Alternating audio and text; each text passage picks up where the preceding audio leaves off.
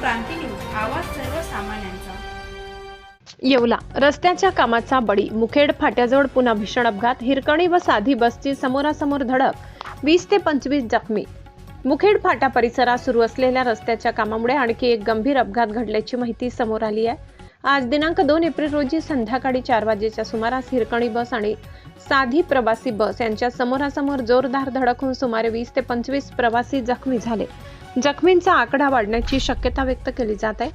स्थानिकांच्या मते रस्त्यावरील कामांमुळे वाहतूक विस्कळीत झाली असून योग्य नियोजन व सूचना फलकांचा अभाव असल्याने हा अपघात घडल्याचा अंदाज व्यक्त केला जात आहे। धडकेनंतर घटनास्थळी एकच गोंधळ उडाला आणि प्रवाशांमध्ये भीतीचे वातावरण पसरले। घटनास्थळी तातडीने अँब्युलन्स दाखल होत जखमींना जवळच्या रुग्णालयात हलविण्यात आले।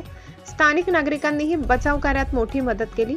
पोलीस व संबंधित यंत्रणा घटनास्थळी दाखल झाली असून अपघाताचे नेमके कारण तपासले जात आहे। या घटनेमुळे पुन्हा एकदा रस्त्याच्या कामादरम्यान सुरक्षेचा प्रश्न ऐरणीवर आलाय।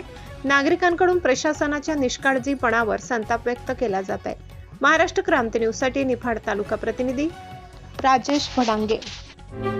अशाच नवनवीन बातम्या पाहण्यासाठी आमच्या महाराष्ट्र क्रांती न्यूज या YouTube चॅनलला लाईक करा, सबस्क्राईब करा आणि बेल आयकॉनला प्रेस करा।